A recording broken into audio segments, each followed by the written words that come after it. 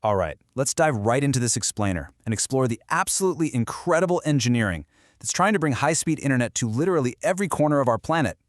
I mean, we live in a world where being offline feels almost impossible, right? Yet, vast stretches of the globe remain entirely disconnected. So today, we're looking at the cutting-edge architecture of space-based connectivity and how it is completely rewriting the rules of global communication. Picture this for a second. You're on a massive cargo ship transporting goods smack in the middle of the Atlantic Ocean.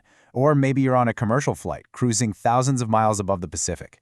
There are obviously no cell towers floating in the water. There aren't any fiber optic cables trailing behind the plane. Zero terrestrial communication infrastructure exists out there. So how exactly does a signal reach you? How are you still able to browse the web, coordinate complex logistics, or navigate using real-time data when you're thousands of miles away from the nearest physical network? Well, here's our roadmap for today to figure that out. We'll start with Section 1, the global connectivity problem, and 2, enter satellite internet. Then we'll break down 3, how space communication works, and 4, the latency challenge. Finally, we'll wrap things up with 5, who needs space connectivity, and 6, the future of space networks. Let's get right into it. Section 1, the global connectivity problem.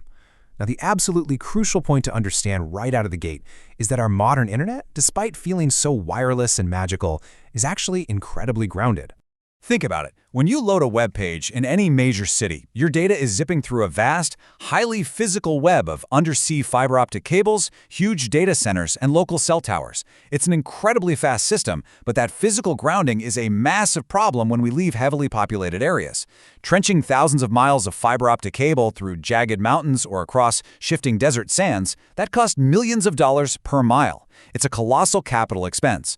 For a lot of remote villages, the population density just doesn't justify that kind of money. And honestly, even if money were no object, you physically cannot run a cable to a moving ship, a plane in mid-flight, or a base out on a polar ice cap. Plus, when natural disasters hit, local cell towers and power grids are usually the very first things to go down. So traditional networking completely collapses right when emergency responders needed the absolute most. Terrestrial infrastructure just can't be everywhere. Which brings us to Section 2, enter satellite internet. We desperately needed an alternative architecture to completely bypass those geographical limits. I absolutely love this analogy because it brilliantly illustrates the paradigm shift here. Think of traditional infrastructure, kind of like building an elaborate system of roads. If you want to deliver a package to a tiny solitary cabin at the top of a mountain, you have to survey the land, blast through solid rock, pour asphalt, and commit to decades of maintenance, all for just one delivery route. It's incredibly inefficient. Satellite internet, on the other hand, is like dropping deliveries straight from a helicopter in the sky. You completely bypass the road. You ignore the terrain, the weather hazards, the local maintenance. You just drop the signal directly to the receiver exactly where it's needed, no matter what the landscape looks like down below. By taking this approach, satellite internet provides access using communication satellites orbiting the Earth. So instead of a physical cable running into your living room, your communication travels directly up to space, totally bypassing local terrestrial limits. And you know, modern systems aren't just relying on one giant satellite anymore. They use an interconnected web, a massive constellation of satellites working together to essentially throw an invisible, continuous net of coverage around the entire globe.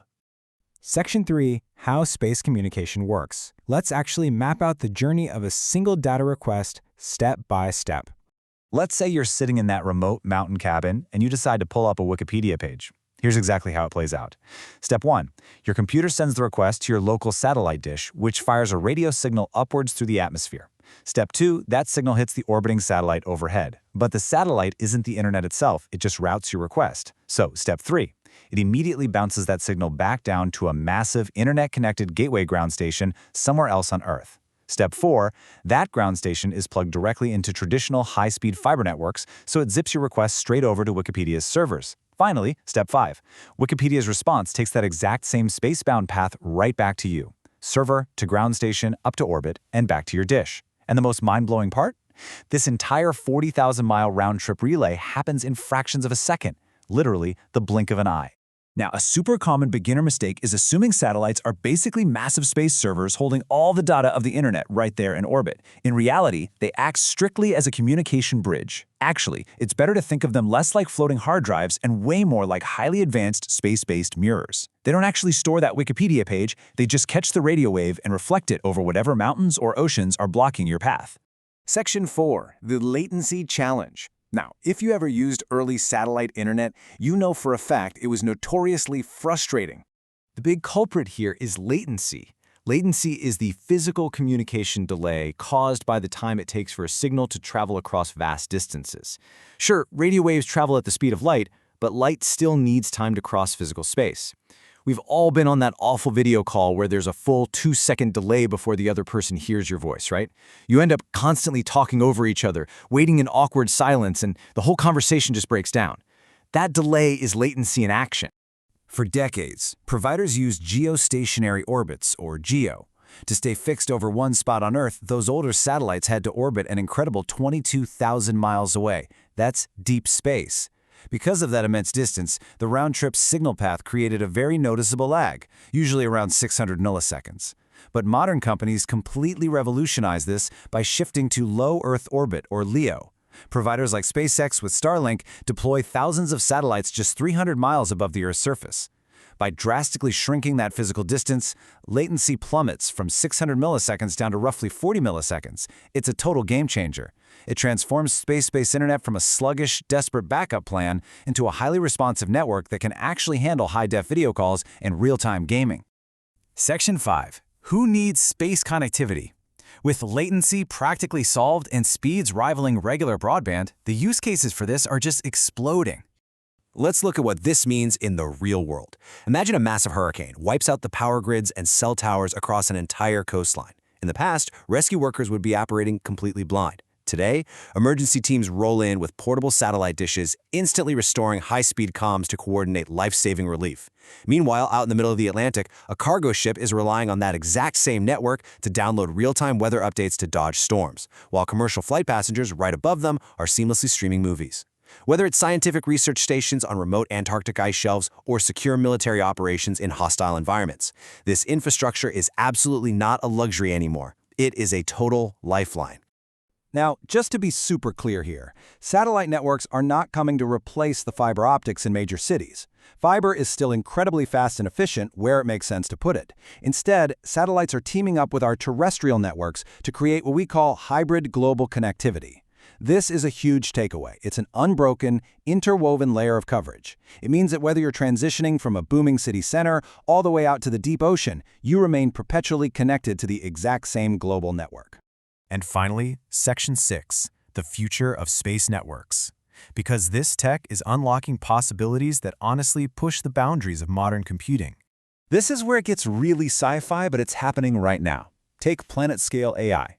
You have agricultural robotics monitoring thousands of acres of farmland, or autonomous drones mapping out massive forest fires. They now heavily depend on this low-latency space network to communicate with central AI models out in the wild, without ever needing a local Wi-Fi router. Even major cloud providers, like Amazon Web Services and Microsoft Azure, are using satellites to push their edge infrastructure globally. You can tap into immense cloud computing power from virtually anywhere. But of course, with massive growth comes new vulnerabilities, especially in cybersecurity. A huge concern right now is satellite spoofing. This is when an attacker broadcasts a powerful fake signal to trick a ground receiver into thinking it's talking to a real satellite. They can intercept data or totally disrupt critical navigation systems. Securing this network is suddenly a massive global priority.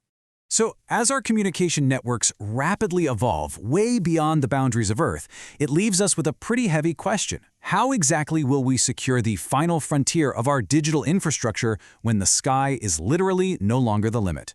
It is a fascinating engineering puzzle, and as our hybrid networks keep expanding into the stars, it's one we absolutely have to solve to keep our rapidly connecting world safe and fully operational.